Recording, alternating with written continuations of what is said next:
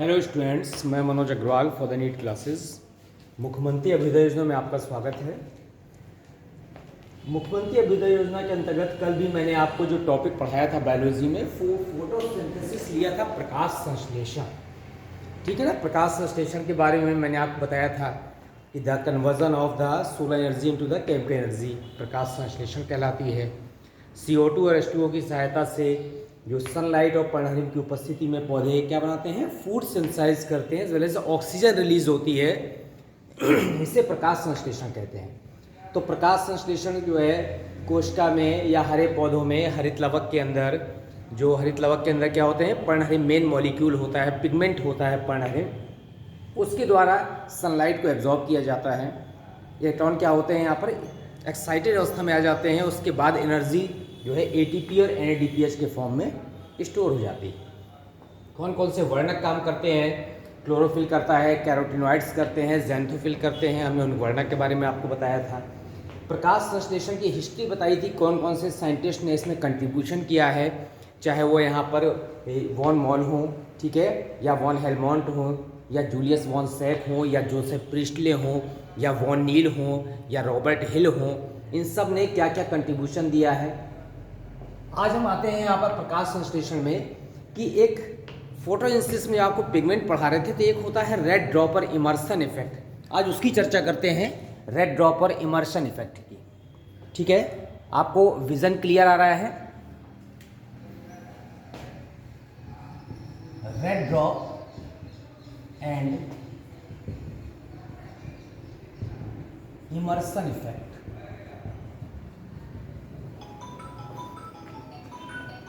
अब वो क्लियर दिख रहा है? मैं जरा गेट जरा क्लियर कर दे रहा हूँ।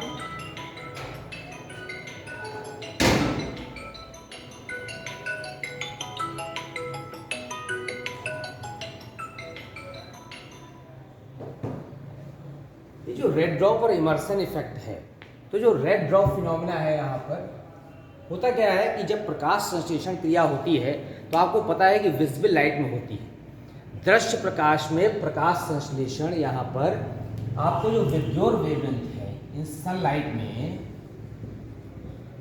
तो वेवलेंथ होती है VIBGYOR, violet, indigo, blue, green, yellow, orange, red.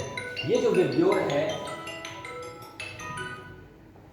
इस विब्ग्योर में जो हमने कल आपको बताया था कि रेड वेवलेंथ में जो लाल तरंगदैर्घ्य है उसमें प्रकाश संश्लेषण क्रिया सर्वाधिक होती है, उसके बाद ब्लू में होती है, ब्लू के बाद सबसे कम किस में होती है, ग्रीन में होती है। तो रेड ड्रॉप क्या कहता है? रेड ड्रॉप फिनोमेना ये है कि जैसे लाल प्रकाश से बाहर या wavelength more than red light जब हम पहुंचते हैं, वेवलेंथ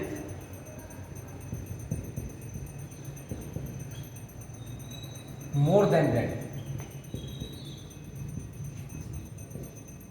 ठीक है ना। जब यहाँ पर 3800 से 7600 एंगस्ट्रॉम तक होती है, इसके बाद जब हम रेड लाइट के बाद की वेवलेंथ में आगे पहुंचते हैं, the efficiency of photosynthesis, the photosynthetic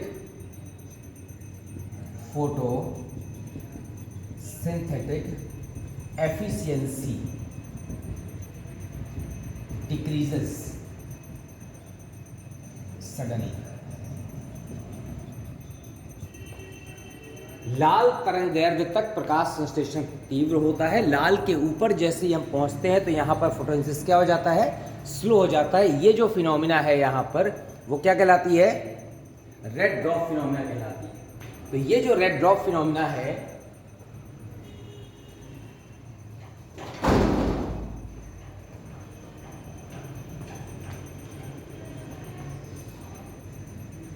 vision आपको थोड़ा सा कम क्लियर आ रहा है आज। तो ये जो रेड ड्रॉप फिनोमेना है, इसके कारण से प्रकाश संश्लेषण की जो एफिशिएंसी है वो कम हो जाती है, इसी को हम यहाँ पर कहते हैं रेड ड्रॉप। अब एक इमर्सर, एक साइंटिस्ट हुए इमर्सन इफेक्ट। क्या है इमर्सन इफेक्ट? इन्होंने कहा कि जो मोनोक्रोमेटिक लाइट दिया यहाँ पर, Emerson used monochromatic light, monochromatic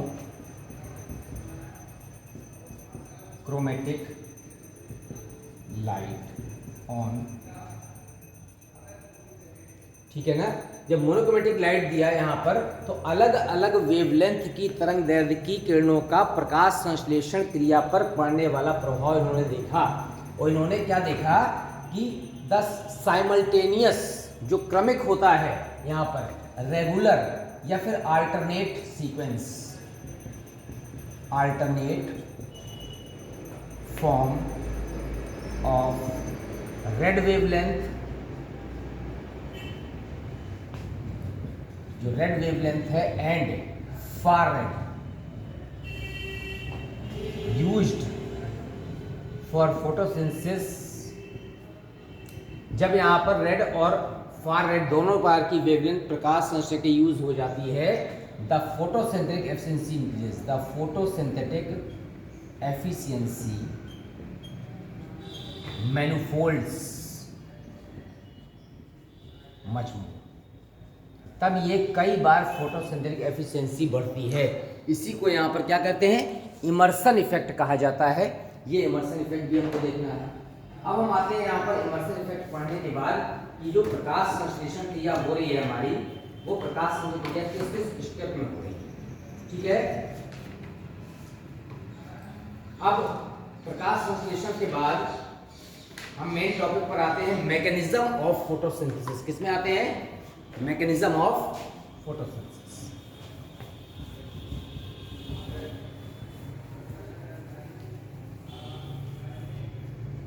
mechanism of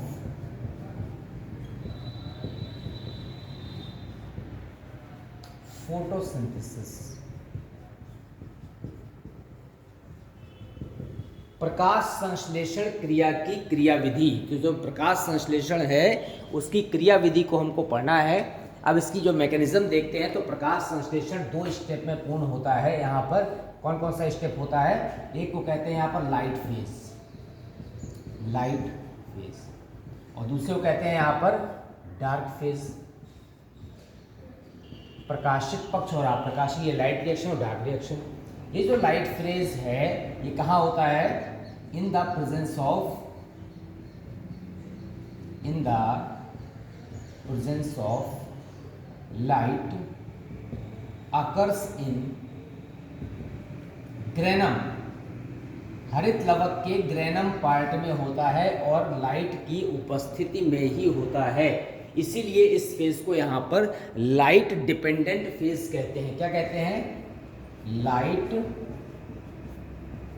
dependent reactions.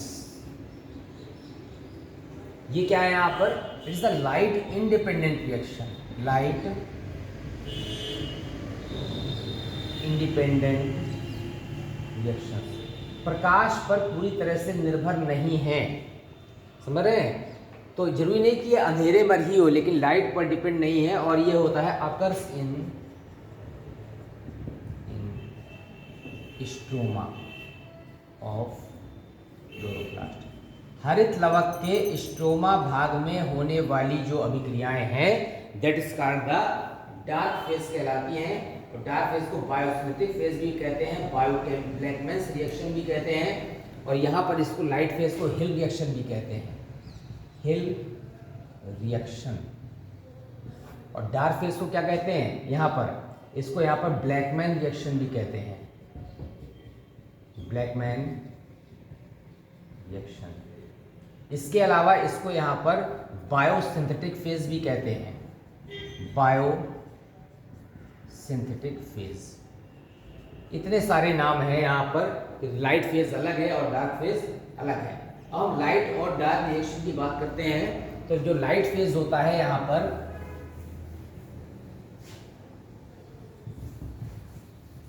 अब थोड़ा सा डिफरेंस देख लें कि लाइट और डार्क फेज में रियली क्या क्या डिफरेंसेस आ रहे हैं। ठीक है,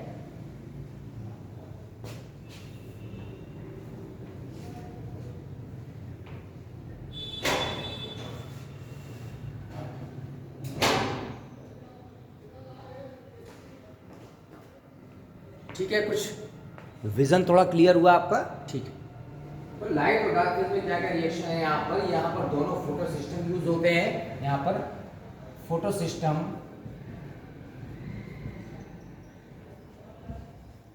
photo system first and second used, यहाँ पर ये यूज नहीं होते हैं। यहाँ पर क्या होता है, फोटोलिसिस ऑफ वाटर,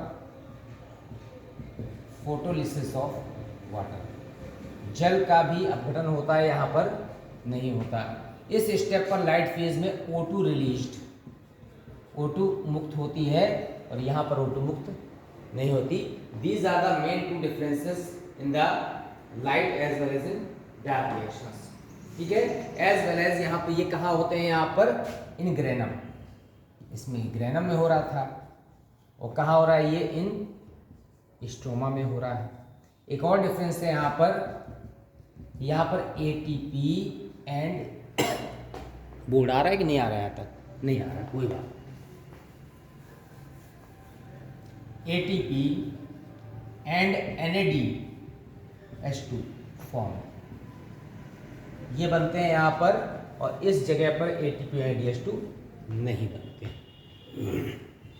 अब हम आते हैं यहाँ पर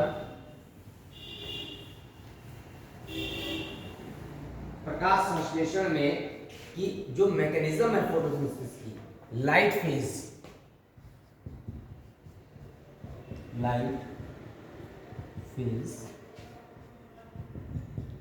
हिल रिएक्शन, उसको किस किस स्टेप में डिवाइड कर सकते हैं। देखिए बोर्ड कवर हो रहा है ना, ठीक है। जो लाइट फेज है हमारा, उसमें एनर्जी ट्रांसफर होती है, इमर्सन इफेक्ट होते हैं, ट्रांसफर ऑफ एनर्जी,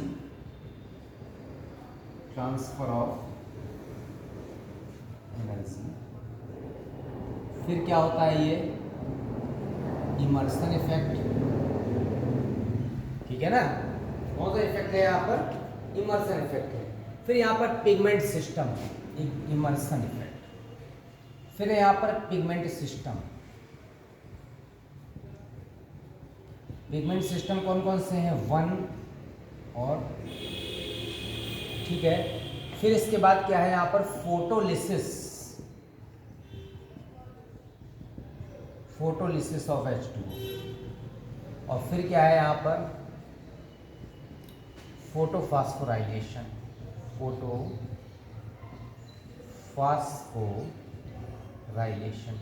इसमें हम आपको इमर्शन इफेक्ट बता चुके हैं। ट्रांसफर ऑफ एनर्जी आपको बता दे रहे हैं कि जैसे ही पिगमेंट पर यहाँ पर सनलाइट पड़ती है तो एक्साइटेड स्टेज में इलेक्ट्रॉन को पहुँचा देता है, मुक्त करता है, और वो एक्साइटेड स्टेज में आ जाता है, और वाया इलेक्ट्रॉन जो है एनर्जी क्या हो रही है, ट्रांसफर हो रही है, ATP के फॉर्म में बन रही है। हम मेन आते हैं इस टॉपिक पर, pigment system.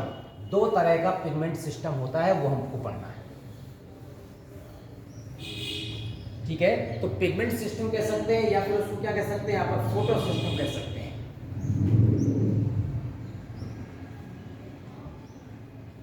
Pigment system,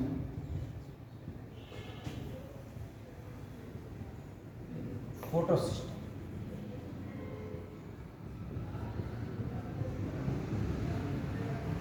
first and second, Hindi में कह सकते हैं प्रकाश कर्म। अब क्या डिफरेंस है प्रकाश कर्म, 2 तरह के प्रकाश कर्म होते हैं फोटो सिस्टम, 1 एंड सेकेंड। एक 700 नैनोमीटर की तरंग दैर्ध्य को एब्जॉर्ब करता है, that is called P700। PS1 absorbs 700 nanometre wavelength,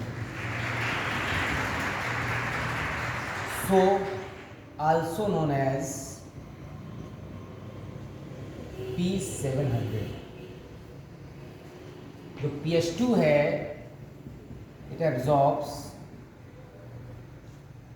680 nanometre wavelength and known as, क्या कहते हैं यहाँ पर, P680। ये 2 प्रकार के प्रकाश कर्म हैं, अलग अलग यहाँ पर किसके तरंग दैर्ध्य की एनर्जी एब्जॉर्ब कर रहे हैं, उसी के नाम पे P700 P680 का नाम पड़ा है। अब जो यहाँ पर PS1 और PS2 है पिगमेंट सिस्टम में, उनको यहाँ पर लाइट हार्वेस्टिंग कॉम्प्लेक्स भी कहते हैं। These are the light harvesting complex also called the LHC। अब प्रकाश कण 1 और 2 में डिफरेंस क्या है हम देख लेते हैं।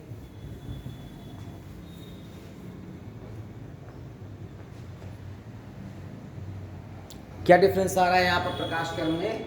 एक तरफ हम लेते हैं PS1, एक तरफ लेते हैं यहाँ पर PS, ये also known as the P700, it is also known the P680। ठीक है, एक तो डिफरेंस आपको वर्णक में आया कि कितने तरंगदैर्घ्य की रेस को क्या कर रहे हैं, एब्जॉर्ब कर रहे हैं। ये यहाँ पर थाइलेक्वाइड, ग्रेना और स्ट्रोमा दोनों थाइलेक्वाइड में रहते हैं। Present on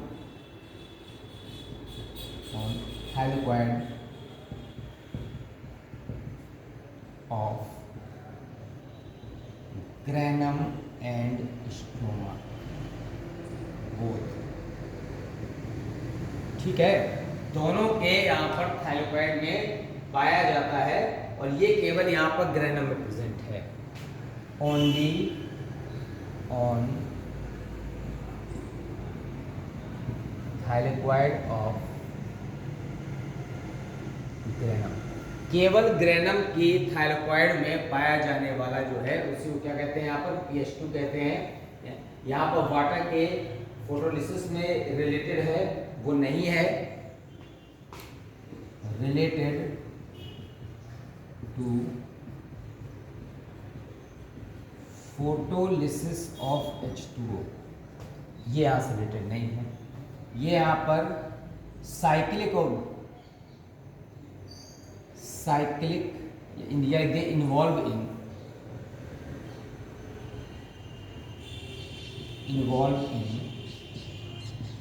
cyclic and non cyclic photophosphorylation. ठीक है ना, ये किस में इन्वॉल्व है, only in non cyclic photophosphorylation, ये केवल नॉन साइक्लिक में इन्वॉल्व है। PS2 और PS1 किस में इन्वॉल्व है, दोनों में इन्वॉल्व है। अब क्या होगा, यहाँ पर ATP सिंथेसिस होता है, वहां पर ATP के साथ साथ जो है ये लाइट ग्रीन कलर का होता है। यहाँ पर जो मेन वर्णक है ये है क्लोरोफिल A, जो मेन पिगमेंट सिस्टम है वो क्लोरोफिल A है, और यहाँ पर क्या है पिगमेंट सिस्टम, क्लोरोफिल B, ये मेन। अब हम PS1 और PS2 के बाद आते हैं यहाँ पर इलेक्ट्रॉन ट्रांसपोर्ट सिस्टम, कि किस तरह से इलेक्ट्रॉन का स्थानांतरण हो रहा है।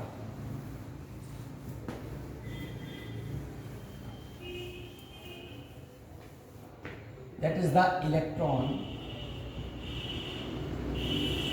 transport system, क्या कहते हैं इसको, ETS कहते हैं। तो इलेक्ट्रॉन स्थानांतरण तंत्र जो है उसमें इलेक्ट्रॉन कैसे ट्रांसफर हो रहे हैं, कैसे स्थानांतरित हो रहे हैं, उसके बारे में हमको क्या करना है, स्टडी करना है। तो जो इलेक्ट्रॉन स्थानांतरण सिस्टम है उसमें तो क्या होगा, यहाँ पर लाइट रिएक्शन में इलेक्ट्रॉन ट्रांसपोर्टर सिस्टम होता है। In the presence of light, in the presence of light the ETS is essential.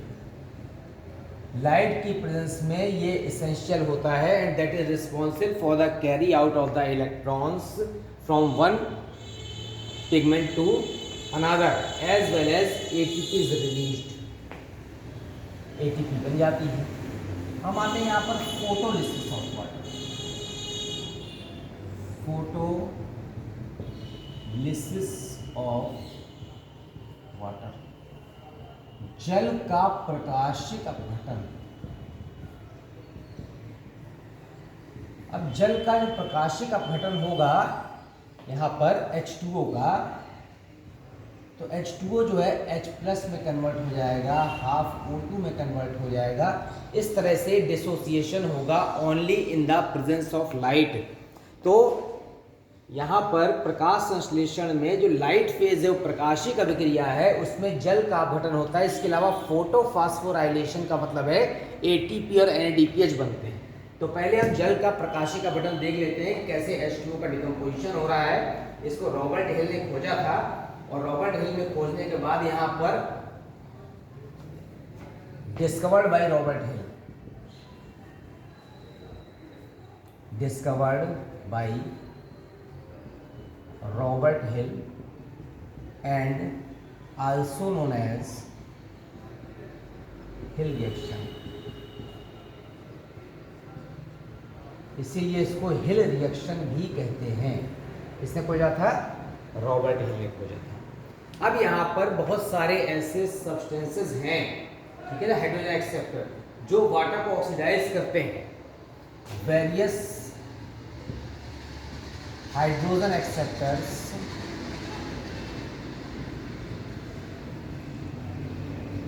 oxidizes H2O and known as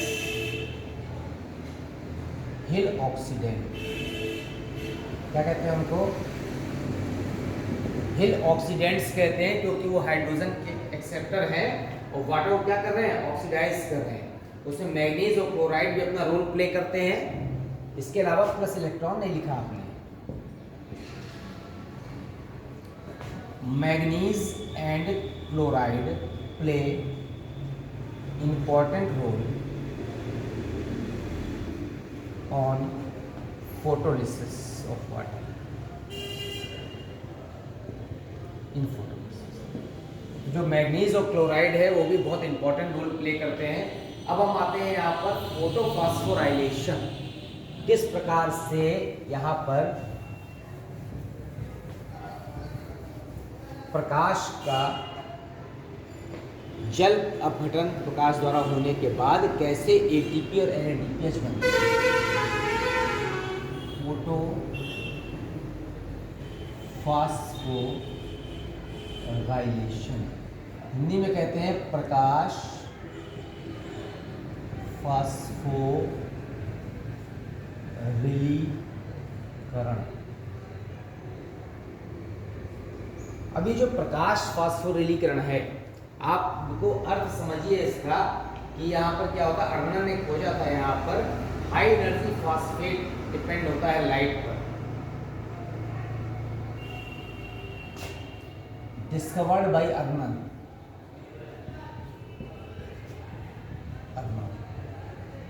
अब है क्या प्रकाश फास्फोरिलीकरण, आप समझिए यहाँ पर कि ATP फॉर्मेशन हो रहा है यहाँ पर। दिस इज द प्रकाश फास्फोरिलीकरण, द फॉर्मेशन ऑफ ATP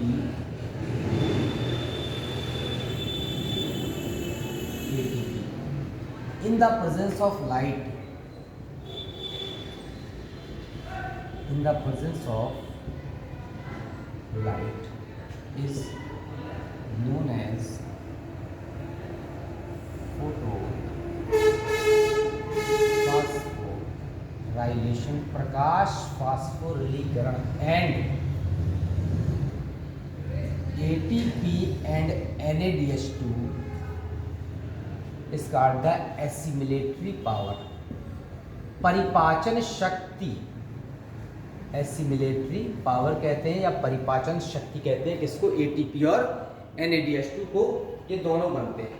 अब यहाँ पर दो तरह का प्रकाश फास्फोरिलीकरण होता है जब ATP फॉर्मेशन के लिए। दिस कैसा है ये? It is of 2 types. कौन कौन सा है? एक होता है साइक्लिक फोटोफॉस्फोराइलेशन,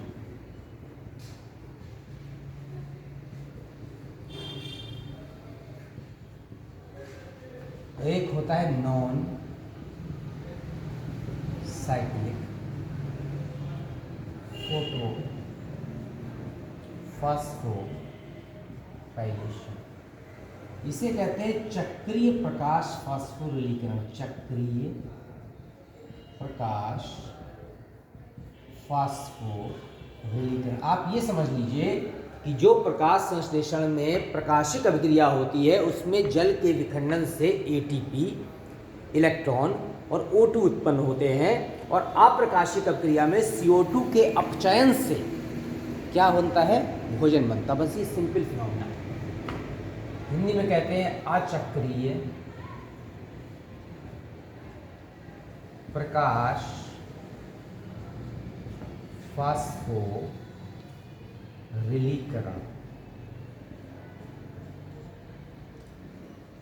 जो साइक्लिक फोटोफास्फोराइलेशन का चक्रीय प्रकाश फास्फोरिलीकरण ये होता है यहाँ पर जो इन्वॉल्व है इसमें, वो क्या है यहाँ पर जो फोटो सिस्टम इन्वॉल्व है चक्रीय प्रकाश फास्फोरिलीकरण में, वो फोटो सिस्टम केवल कौन सा इन्वॉल्व है यहाँ पर चक्रीय के लिए, केवल P700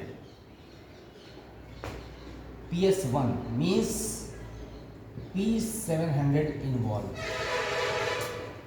and in the non-cyclic photophosphorylation PS1 and PS2. PS means P700 as well as PS2 means P680. Both प्रकाश कर्म are involved in the non-cyclic photophosphorylation. तो अब प्रकाश फास्फोरिलीकरण में आप समझ गए कि जल के पहले प्रकाशिक अपघटन के बाद किस तरह से एटीपी फॉर्मेशन हो रहा है, इसलिए नाम है फोटो माने लाइट, फास्फोराइलेशन माने एडीपी से क्या बनना, एटीपी बनना।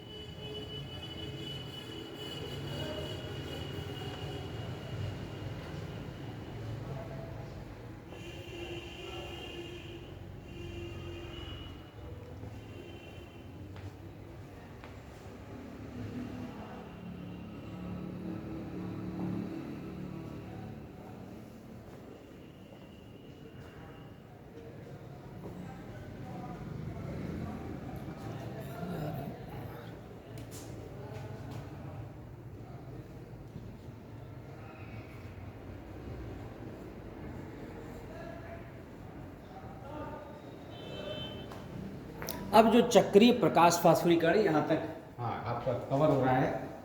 ये जो सनलाइट पड़ रही है ये पहले आ गया यहाँ पर एक्साइटेड स्टेज में, कौन सी अवस्था है यहाँ पर, उत्तेजित अवस्था,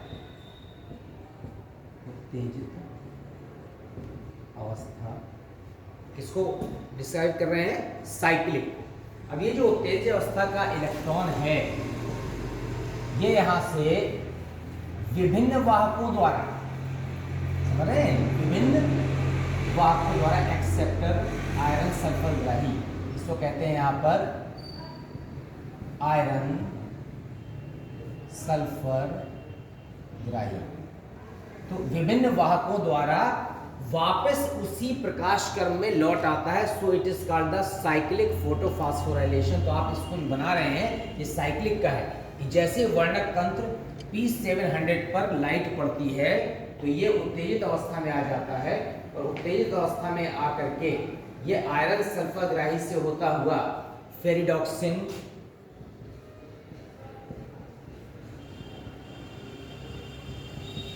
ये सब विभिन्न वाहक है, फेरिडॉक्सिन से होता हुआ ये आएगा प्लास्टोक्विनोन, फिर आएगा साइटोक्रोम,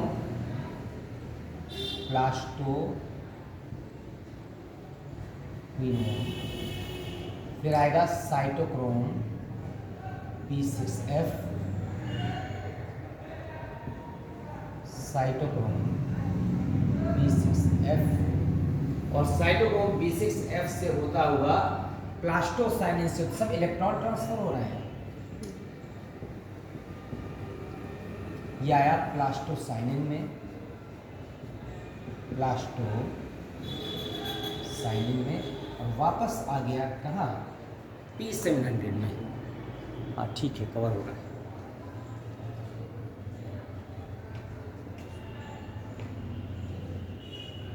एफडी क्या आगे? फेरिडॉक्सिन,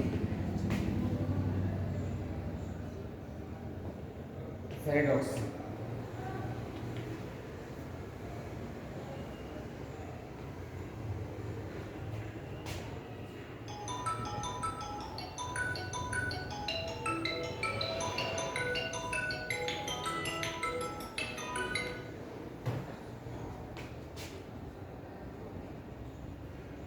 सर साइटोक्रोम के नीचे क्या कहते हैं? साइटोक्रोम B6F के नीचे है प्लास्टोसाइनिन।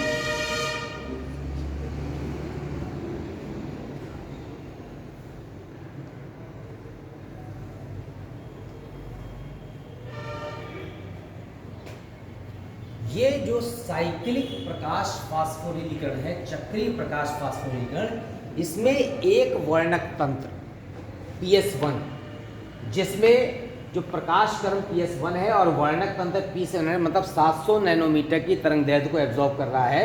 उस पर जब सनलाइट पड़ती है तो उत्तेजित अवस्था में आ जाता है और इलेक्ट्रॉन विभिन्न वाहकों से होते हुए, ये आयरन सल्फरग्राही है, ये फेरिडॉक्सिन है, ये प्लास्टोक्विनोन है, ये साइटोक्रोम B6F है, ये प्लास्टोसाइनिन है, विभिन्न वाहकों से होते हुए इलेक्ट्रॉन वापस उसी तंत्र में आ जाते हैं जहां से निकले थे। सो it is called the cyclic photophosphorylation, चक्रीय प्रकाश फास्फोरिलीकरण। अब इसमें देखिए, मोस्टली इस प्रकार का फास्फोरिलीकरण बैक्टीरिया में पाया जाता है, प्रोकैरियोट्स में पाया जाता है, जिसमें 2 स्टेप पर एटीपी बन रहे हैं।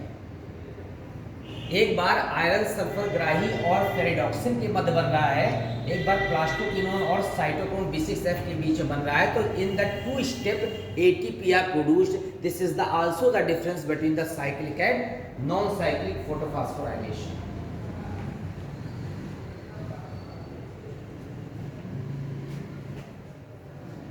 ये प्रतिक्रिया केंद्र है, reaction centre.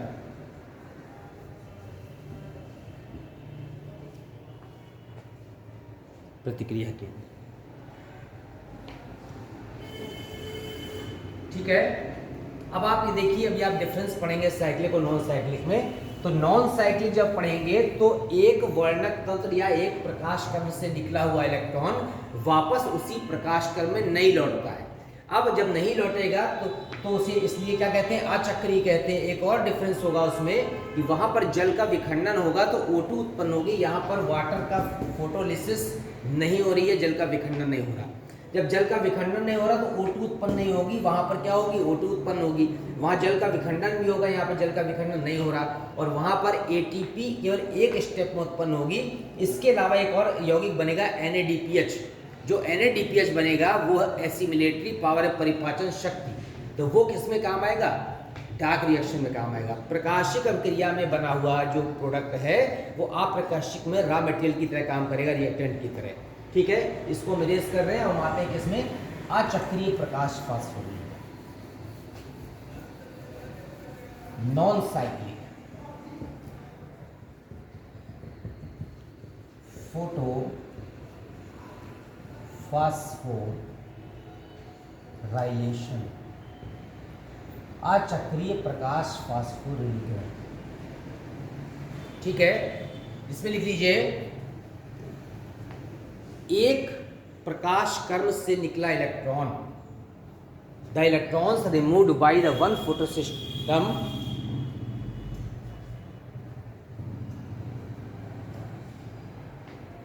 Does not return to the same system. एक प्रकाश कर्ण से निकला इलेक्ट्रॉन वापस उसी प्रकाश कर्ण में नहीं लौटता है।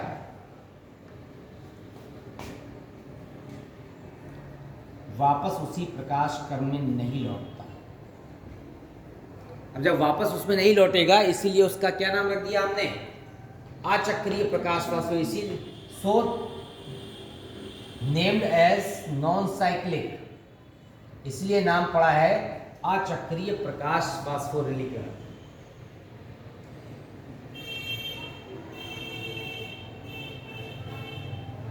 अब देखिए, यहां पर भी जैसे ही सनलाइट पड़ती है तो जल का भी विखंडन होता है, ठीक है। जब जल का विखंडन हो रहा है तो यहां पर बनेगा H+ और बनेंगे इलेक्ट्रॉन जल के विखंडन से, और क्या उत्पन्न होगी, हाफ O2, H+ भी, इलेक्ट्रॉन भी, हाफ O2 भी। तो ये जो है P680 आ जाएगा एक्साइटेड स्टेज में, ठीक है। अब इस एक्साइटेड स्टेज में आने के बाद ये क्या मुक्त करेगा, इलेक्ट्रॉन, क्योंकि उत्तेजित अवस्था में आने के बाद इलेक्ट्रॉन क्या होते हैं, रिमूव होते हैं, और ये आएंगे यहाँ पर प्लास्टोक्विनोन,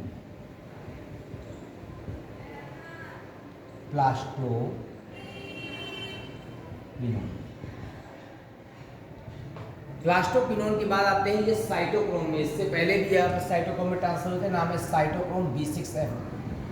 बार बार फुल फॉर्म लिखने की जरूरत नहीं है, ये साइटोक्रोम में आए, साइटोक्रोम से प्लास्टोसाइनिन में आ रहे हैं, किसमें आ रहे हैं, प्लास्टोसाइनिन, और प्लास्टोसाइनिन से वापस कहाँ गए, P7 में। आप देख रहे हैं केवल इलेक्ट्रॉन का ट्रांसफर हो रहा है,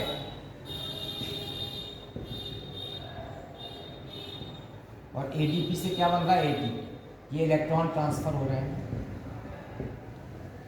PS2 में जल का विखंडन हुआ, फोटोलिसिस ऑफ वाटर, तो इलेक्ट्रॉन जो है प्लास्टोक्विनोन, साइटोक्रोम, प्लास्टोसाइन से होते हुए वापस कहाँ गए, P7 में। अभी ये स्टेप खत्म नहीं हुआ, इस पर भी जैसे ही लाइट पड़ती है ये फिर से P700 से इलेक्ट्रॉन यहाँ पहुँच जाते हैं, किसमें, कहाँ जाएंगे, आयरन सल्फर ग्राही में। अब ये जो प्राइमरी एक्सेप्टर है ये फेरिडॉक्सिन है, ये इलेक्ट्रॉन फिर पहुँच गए यहाँ पर आयरन सल्फर ग्राही,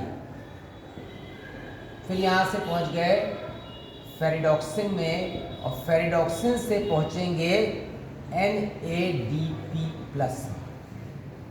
समझ रहे हैं। और जैसे ही NADP+ को इलेक्ट्रॉन मिलेगा तो ये किससे बदल जाएगा, NADPH। अब यहाँ पर देखिए एक तो NADPH मिल रहा है और दूसरा क्या मिल रहा है, ATP मिल रहा है। बनाइए,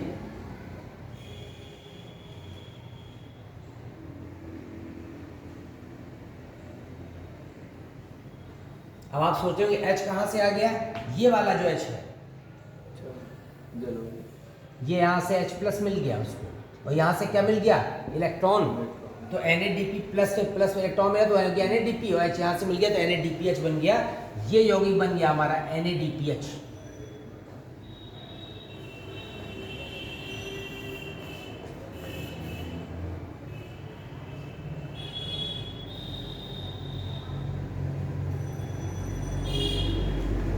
this is the non cyclic photophosphorylation, ठीक है।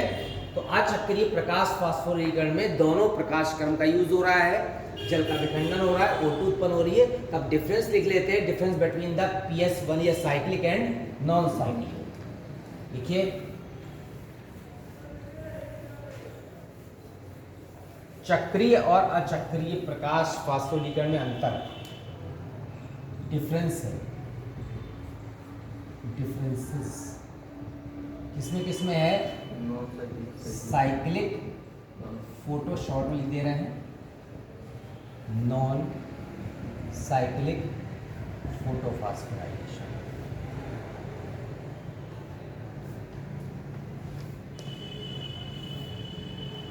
मेन डिफरेंस क्या है यहाँ पर, साइक्लिक में केवल एक प्रकाश का यूज होता है, ओनली वन फोटो सिस्टम। कौन सा, कौन वाला, PS1। कौन सी तरंग दैर्घ्य एब्जॉर्ब करता है, 700, ठीक है। यहाँ पर क्या है, बोथ फोटो सिस्टम, दोनों प्रकाश क्रम का यूज हो रहा है, बोथ फोटो सिस्टम। कौन कौन सा, PS1 और PS2। ये है P700 और ये है P680। समझ गए, ये पहला डिफरेंस हो गया।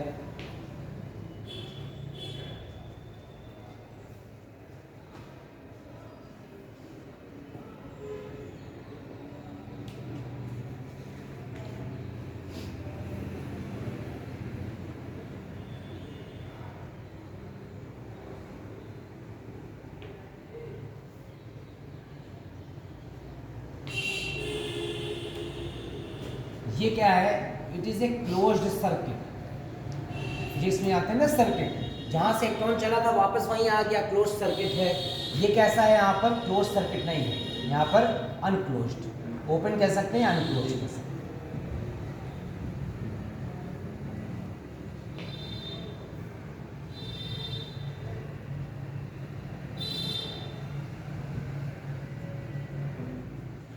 यहाँ पर फोटोलिसिस होती है वाटर की, यहाँ पर नहीं होती, ठीक है ना। ये जो फोटोलिसिस है यहाँ पर नहीं हो रही है।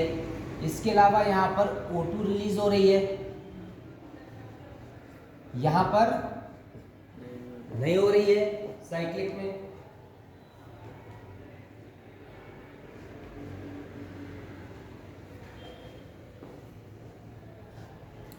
एटीपी कितने बन रहे हैं यहाँ पर? 1 एटीपी सिंथेसाइज्ड, ठीक है ना। 1 एटीपी बन रहा है। यहाँ कितने बन रहे थे? 2 एटीपी बने थे, 2 एटीपी सिंथेसाइज्ड।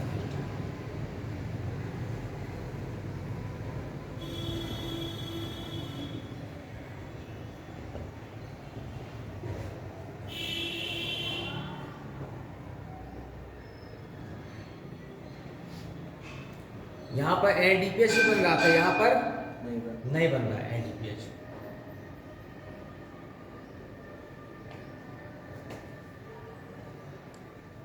एक और डिफरेंस देखिए, मेन डिफरेंस, ये जो साइक्लिक फोटोफॉस्फोराइलेशन होता है ये ज्यादातर प्रोकैरियोट्स में होता है। किसमें? प्रोकैरियोट्स में। और जो नॉन साइक्लिक होता है ये होता है किसमें? यूकैरियोट्स में, प्रेजेंट इन प्रोकैरियोट्स।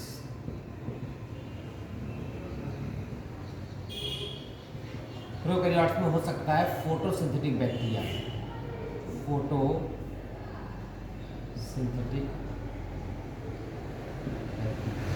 और ये कहाँ है यहाँ पर? प्रेजेंट इन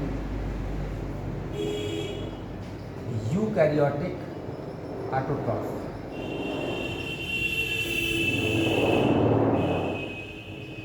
जो यूकैरियोटिक स्वकोशी हैं, ग्रीन प्लांट्स हैं, उसमें पाया जाता है इस प्रकार का, ठीक है।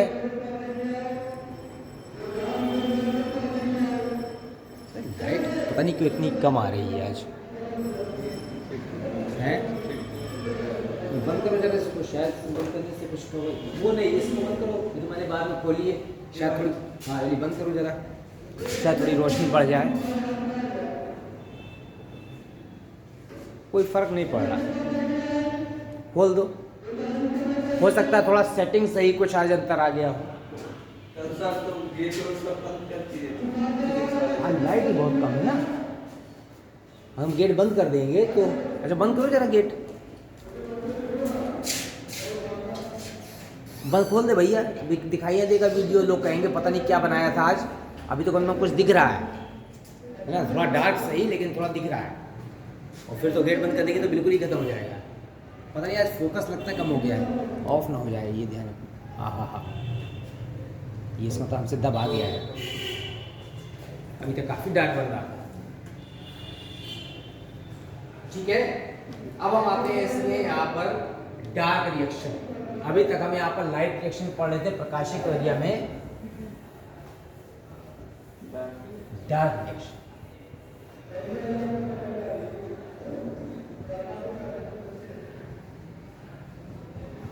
हिंदी में कहते हैं अप्रकाशिक क्रिया।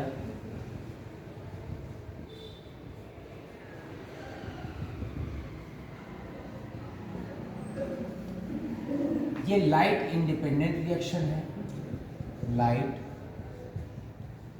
Independent reaction. Light independent reaction के अलावा यहाँ पर इसको ब्लैकमैन रिएक्शन भी कहते हैं, ब्लैकमैन। इसे बायोसिंथेटिक फेज भी कहते हैं, बायोसिंथेटिक फेज भी कहते हैं।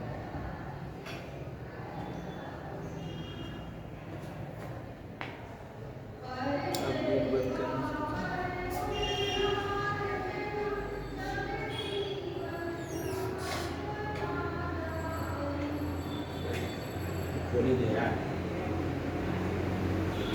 तो पहले की तरह बंद हो गई। अब इसमें देखिए क्या होता है, जो अप्रकाशित क्रिया है इसका मतलब है कि ये प्रकाश पर निर्भर नहीं है, प्रकाश की उपस्थिति में भी होती है, प्रकाश की अनुपस्थिति में भी होती है। तो इसमें क्या होता है, the reduction of CO2, CO2 का अपचयन होता है, reduction of CO2 to glucose. Glucose CO2 के अपचयन से फूड मॉलिक्यूल का निर्माण होता है, जबकि वहां पर प्रकाशिक में जल के विखंडन से O2 बन रही थी और ATP और NADPH2 का निर्माण हो रहा था। यहाँ पर CO2 के अपचयन से क्या बन रहा है, ग्लूकोज बन रहा है।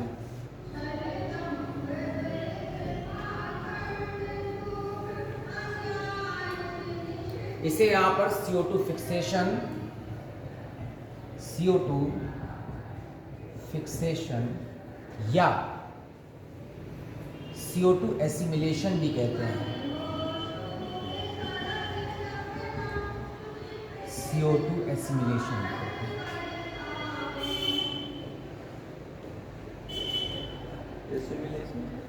सिंथेसाइज है ना, यूज करें। तो अब CO2 वास्तव में यूज हो रही है, ना कि बन रही है। तो CO2 के अपचयन से फूड मॉलिक्यूल का निर्माण करना अप्रकाशिक क्रिया कहलाती है। और विभिन्न प्रकार के प्लांट्स में CO2 का अपचयन कार्बन की संख्या के अनुसार से डिपेंड करता है। तो जो डार्क रिएक्शन है, कुल मिलाकर इसमें भोजन बन रहा है, तो 3 स्टेप में बन सकता है। एक होता है C3 साइकिल, दूसरा होता है C4 साइकिल, और तीसरा होता है CAM plants. C3 cycle, C4 cycle और कैम प्लांट्स। तो कार्बन का अपचयन जो है, या सॉरी CO2 का अपचयन कार्बन के कितने परमाणु द्वारा उस यौगिक में हो रहा है, वो कौन कौन से मध्यवर्ती यौगिक बन रहे हैं, कितने कितने कार्बन के बन रहे हैं, उसके आधार पर C3 साइकिल, C4 साइकिल और कैम प्लांट्स। C3 साइकिल में यहाँ पर मोस्ट ऑफ द कंपाउंड या most of the intermediate compound of 3 carbon. तो हम यहाँ पर पहले C3 साइकिल पढ़ते हैं, C3 चक्र।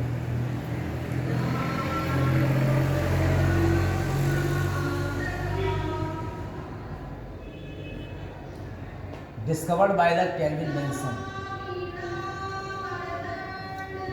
Discovered by Calvin Benson.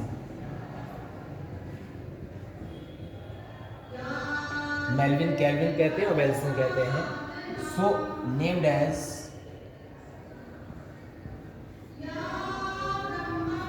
Kelvin Benson cycle, Calvin Benson cycle, in which most of the intermediate compound, most of the intermediate compounds are of 3 carbon. ज़्यादातर intermediate compound 3 carbon के होने के कारण named as, क्या नाम दिया गया, C3 चक्र। किसने खोजा था, केल्विन बेंसन ने खोजा था। और मोस्ट ऑफ द प्लांट्स,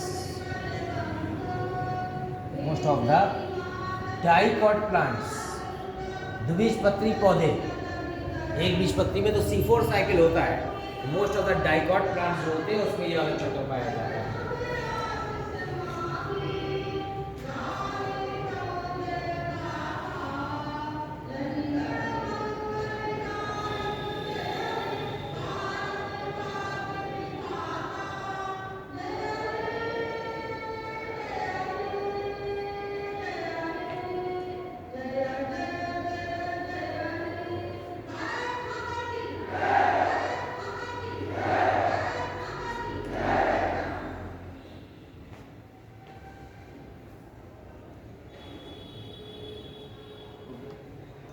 अब आप देखिए, इसमें जो C3 साइकिल है मोस्टली, तो उसमें C3 साइकिल में जो अभिक्रिया होती है उसको हम बनाते हैं। लैंग्वेज में लिखाने के बजाय चक्र इसलिए कहते हैं कि जिस कंपाउंड से हम शुरुआत किए थे उसी कंपाउंड में वापस आ जाएंगे, सो it is called the C3 cycle. तो यहाँ पर एक यौगिक होता है RUNP, 5 कार्बन का है, पूरा नाम है राइबुलोज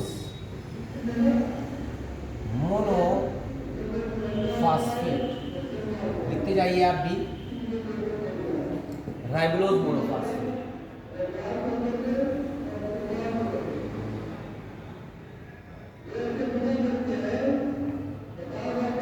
ये 6 मोल है।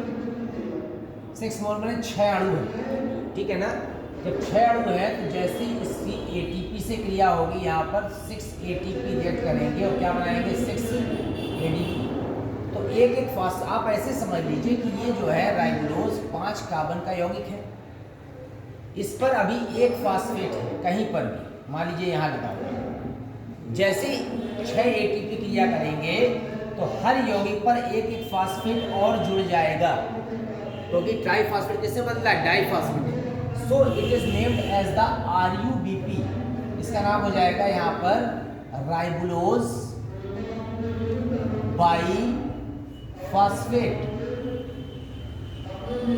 अभी भी कितने मोल हैं, 6 मोल है, समझते जाइए।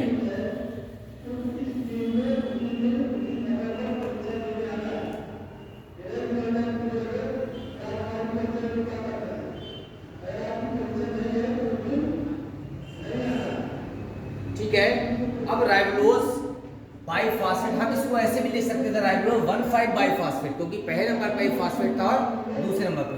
अब क्या होगा, इस वाले में यहाँ पर 6 CO2 आकर जुड़ेगी। जब CO2 जुड़ेगी तो एंजाइम यहाँ पर होगा कार्बोक्सिलेज। कौन सा, कार्बोक्सिलेज। उसका पूरा नाम है रुबिस्को, राइबुलोज फास्फेट कार्बोक्सिलेज, ऐसे फुल फॉर्म लिखते हैं, रुबिस्को। ये पृथ्वी पर सबसे ज्यादा मात्रा में पाया जाने वाला एंजाइम है। पूरा नाम है राइबुलोज बाइफॉस्फेट कार्बोक्सिलेज, लिख सकते हैं आप।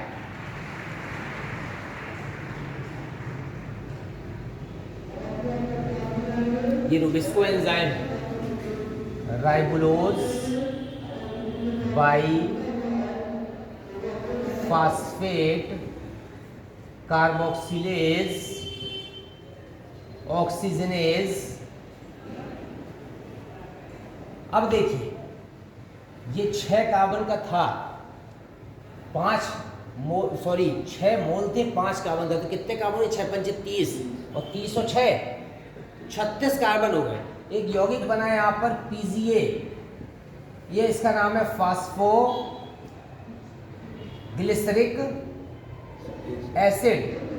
ये चूंकि था कितने कार्बन का, 3 कार्बन का, इसलिए कितने मोल हो जाएंगे, 12। तो 36 कार्बन बनाने हैं।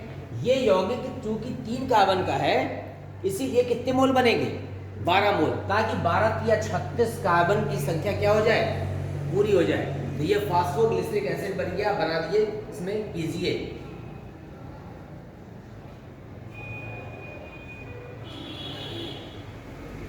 ठीक है, अब जो फास्फोग्लिसरिक एसिड है, इस पर तीसरे नंबर पर फास्फेट लगा था। अब आप ऐसे समझ लीजिए कि राइबुलोज पहले 5 कार्बन का था, इसके मिलते ही 6 कार्बन का यौगिक हो गया। एक जगह फास्फेट यहाँ लगा था पहले से, एक जगह यहाँ लगा था। अब इसको ऐसे तोड़ दीजिए, तो 3 कार्बन के 12 मोल हो गए, क्योंकि 6 पहले थे।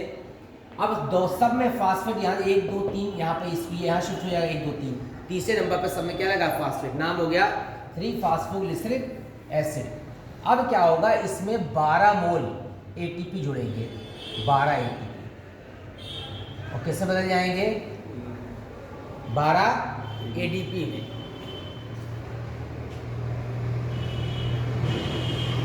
अभी मैंने आपको बताया कि किस तरह से ऐसे तोड़ दिया था इस यौगिक को। अब जैसे 12 मोल ATP जुड़ेंगे तो दोनों में तीसरे नंबर पर फास्फेट था पहले से। अब हमारा यौगिक इतना ही कार्बन का है, 3 कार्बन, कितने मोल है, 12 मोल। अब जैसे ही ATP आकर जुड़े तो एंजाइम लगेगा काइनेज, और हर एक यौगिक पर एक एक फास्फेट और जुड़ जाएगा। अब नाम क्या होगा, 1,3-डाई-फास्फोग्लिसरिक एसिड। ऐसे लिखेंगे 1,3-डाई पीजीए कितने कार्बन का है? 3 का। मोल कितने हैं? 12 मोल। समझ में आ गया आपको? बना दीजिए।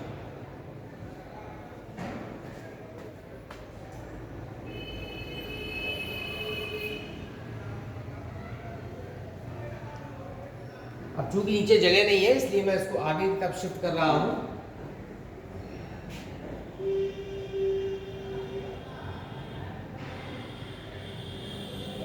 अब इस पे क्या होगा? इस पर होगा रिडक्शन। ये जो है 12 NADPH जो हमने बनाए थे ये बदल जाएंगे 12 NADP+। इसका मतलब है जो प्रकाशिक अभिक्रिया में NADPH बना था उसका यहाँ पर यूज हो रहा है, इसे कहते हैं अपचयन, रिडक्शन।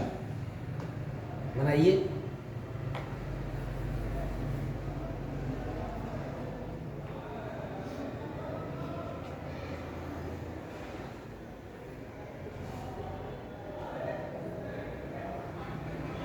अपचयन होने के बाद यौगिक बनेगा यहां पर फास्फोग्लिसरल्डिहाइड PgAl, फास्फोग्लिसरल्डिहाइड।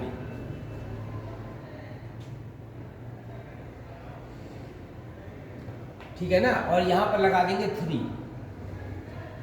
3 फास्फोग्लिसरल के। अब आप सोच रहे होंगे कि अभी तक तो ये एसिड था, तो NADPH करने से फास्फेट पहला और तीसरा 2 जगह था, एक ही जगह कैसे रह गया? इसके निकलने के साथ साथ यहाँ पर H3PO4 निकलेगा। कितने मोल? 12 मोल। 12 फास्फेट निकल गए, हर एक यौगिक से एक निकला, तो 1,3 की जगह क्या रह गया? केवल 3। और एसिड में जैसे हाइड्रोजन ऐड हो गया तो कैसे बदल गया? एल्डिहाइड में। तो नाम हो गया 3 फास्फोग्लिसरॉल। अभी भी ये 3 कार्बन का है। और कितने मोल हैं? 12 मोल है। ठीक है?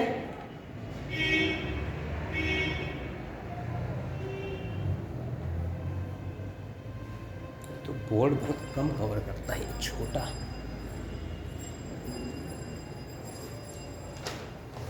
अब देखिए ये इसके 12 मोल है हमारे पास, तो इसके जो 2 मोल है, 2 मोल मैंने कितने कार्बन? 6। 2 मोल बना देंगे यहाँ पर ग्लूकोज। कितने कार्बन का होता है? 6 कार्बन। अब कितने मोल बचे? 10 मोल बचे। 12 यौगिक थे 3-3 कार्बन के, 2 यौगिक ने 2 एक मतलब कितने कार्बन? 6, उन्होंने बना दिया ग्लूकोज। अब कितने मोल बचे यहाँ पर? 10 मोल बचे।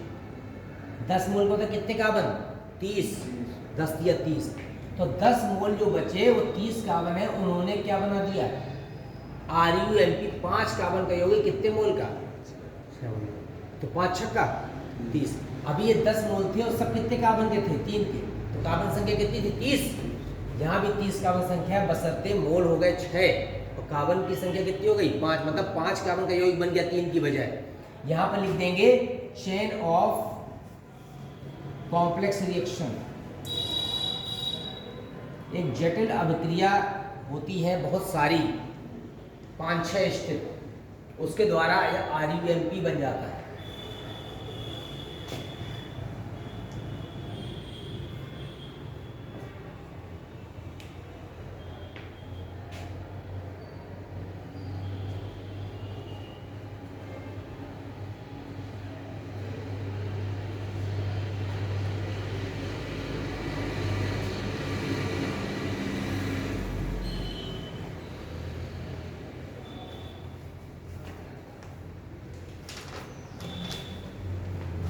ठीक है, फिर देख लीजिए C3 चक्र में केल्विन बेंसन ने खोजा था रेडियो एक्टिव ऑक्सीजन का यूज करके, आइसोटोप का यूज करके C3 चक्र का पता लगाया था कि अधिकांश मध्यवर्ती यौगिक 3 कार्बन के होते हैं, इसलिए C3 चक्र कहते हैं। अधिकांश द्विबीजपत्री पौधों में पाया जाता है।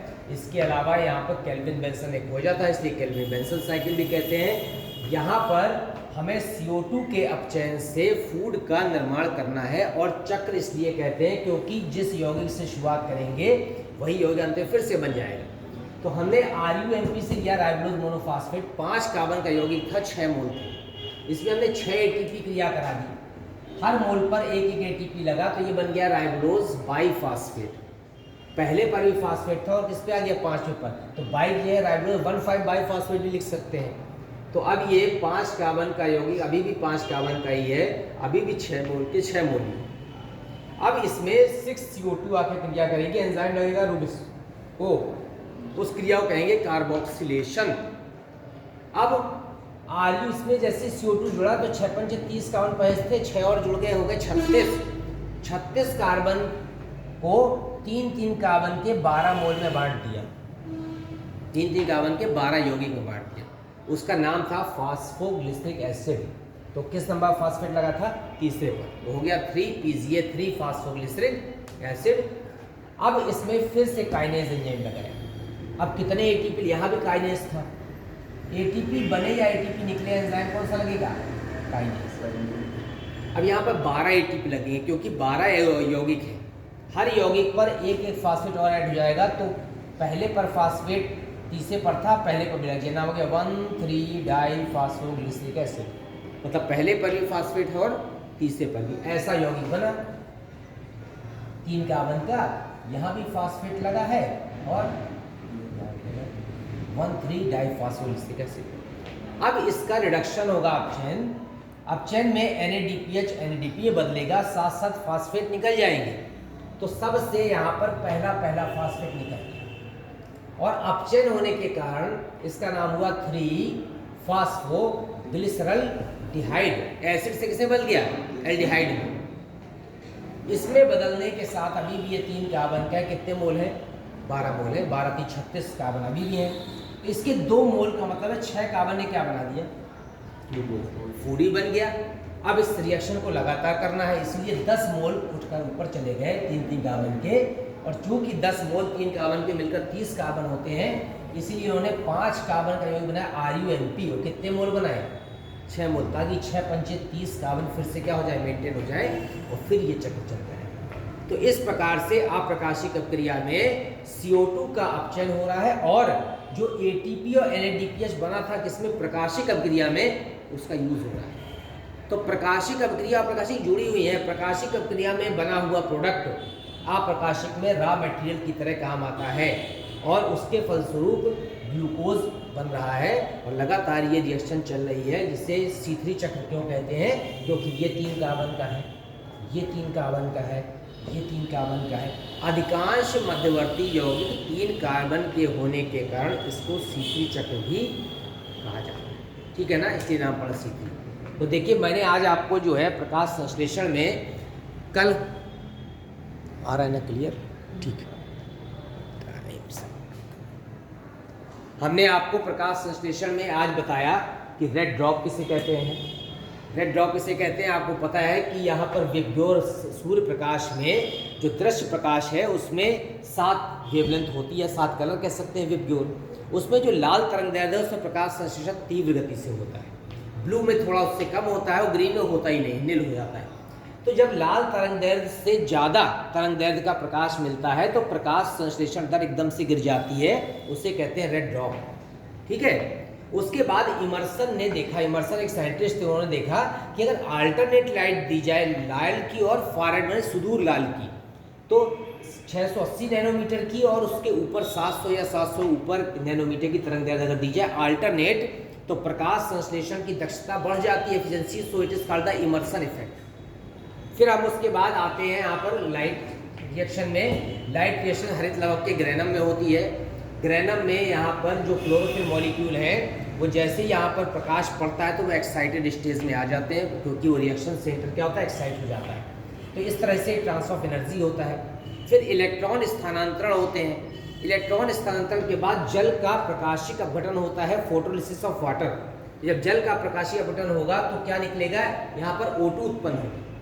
अब उसके बाद आता है प्रकाश फास्फोरिलीकरण, माने ATP और NADPH बनाना, मेनली ATP बनाना प्रकाश फास्फोरिलीकरण कहलाता है। तो ATP बनाने के लिए 2 प्रकार के प्रकाश कर्म हरित लवक में होते हैं, PS1 और PS2। PS1 700 नैनोमीटर की तरंग एब्जॉर्ब करता है, इसलिए P700 कहलाता है, और जो PS2 है वो 680 नैनोमीटर के अंदर एब्जॉर्ब करता है, इसलिए उसको P680 कहते हैं। तो चक्रीय और अचक्रीय दो प्रकार का फास्फोरीकरण है। चक्रीय प्रकाश फास्फोरीकरण प्रोकैरियोट्स में ज़्यादातर पाया जाता है, जिसमें 2 ATP बनते हैं। दो बहुत ज़्यादा महत्वपूर्ण है। महत्वपूर्ण ये है कि यहाँ पर चक्रीय प्रकाश फास्फोरीकरण में जिस प्रकाश क्रम से इलेक्ट्रॉन निकलते हैं वापस उसी प्रकाश क्रम में लौट आते हैं, तो चक्रीय हो गया। मोस्टली ग्रीन प्लांट्स में अचक्रीय प्रकाश फास्फोरीकरण होता है, क्योंकि अचक्रीय प्रकाश फास्फोरीकरण में सबसे मेन है जल का विखंडन हो रहा है, और जो जरूरी है काहे के लिए, O2 उत्पन्न करने के। और जल के विखंडन के अलावा एक ATP बनता है और लास्ट में NADPH बनता है। तो ATP और NADPH परिपाचन शक्ति कहलाते हैं, एसिमिलेटरी पावर, क्योंकि वो डार्क रिएक्शन के लिए रॉ मटेरियल है। ठीक है, तो जल का विखंडन हो रहा है, दोनों प्रकाश क्रम यूज हो रहे हैं, इलेक्ट्रॉन जहां से निकले हैं वापस उस स्थान पर लौटकर नहीं आते हैं। इसके अलावा O2 उत्पन्न होती है और इसके साथ साथ यूकैरियोट्स में पाए जाते हैं और डार्क रिएक्शन में काम आते हैं। तो प्रकाश फास्फोरीकरण के बाद हम नेक्स्ट स्टेप में आएंगे प्रकाश संश्लेषण की अप्रकाशिक अपक्रिया में। तो जो अप्रकाशिक अपक्रिया है, डार्क रिएक्शन है हमारी, डार्क रिएक्शन में केवल CO2 का अपचयन होता है और क्या बनता है, ग्लूकोज बनता है। तो CO2 के अपचयन के लिए हमको 3 स्टेप मिले हैं। हम या तो C3 चक्र से बना सकते हैं, या C4 से बना सकते हैं, या कैम प्लांट से बना सकते हैं। C3 चक्र मोस्टली द्विबीजपत्री पौधों में सामान्य रूप से पाया जाता है। जो C4 चक्र है उसमें अधिकांश मध्यवर्ती यौगिक 4 कार्बन के होते हैं, वो एक बीजपत्री पौधों में मोनोकॉट्स में होता है। और जितने भी हमारे यहाँ पर एडिबल फूड ग्रेन्स हैं उसमें वो सब मोनोकॉट है, चाहे वो गेहूँ हो चाहे वो मक्का हो, है ना, इसीलिए वो फूड ग्रेन्स की मात्रा ज़्यादा बनती है, प्रकाश संश्लेषण की दर ज़्यादा होती है, फोटोसिंथेटिक एफिशिएंसी ज़्यादा होती है। फिर हम पढ़ेंगे कैम प्लांट्स कल में। तो कैम प्लांट्स क्या है, क्रासुलेशन एसिड मेटाबॉलिज्म कहते हैं। किसने पाया था, डिजर्ट प्लांट में इस तरह का प्रकाश संश्लेषण होता है जिससे फूड बनता है, तो कैम प्लांट्स हो गए। इसके बाद प्रकाश संश्लेषण की दर को कौन कौन से कारक प्रभावित करते हैं, और ऐसे कौन कौन से एक्सपेरिमेंट हैं जो ये प्रूव करते हैं कि प्रकाश संश्लेषण के लिए क्या आवश्यक है। तो उसमें सनलाइट आवश्यक है, वो वाला एक प्रयोग बताएंगे। CO2 क्यों आवश्यक है, वो वाला प्रयोग बताएंगे। O2 रिलीज होती है, कैसे सिद्ध करेंगे, O2 ही रिलीज हो रही है, वो वाला एक प्रयोग है।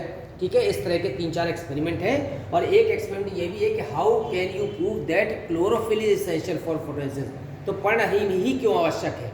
एक डीकलराइज्ड लीफ ले लेंगे जिसमें यहाँ प्रकाश संश्लेषण नहीं हो पाएगा, क्यों, क्योंकि उसमें पर्णहीन नहीं है। इससे सिद्ध हो जाएगा कि पर्णहीन ही प्रकाश संश्लेषण के लिए क्या है, उत्तरदायी है। ये टॉपिक लेंगे आपको नेक्स्ट टाइम पे। Okay, thank you.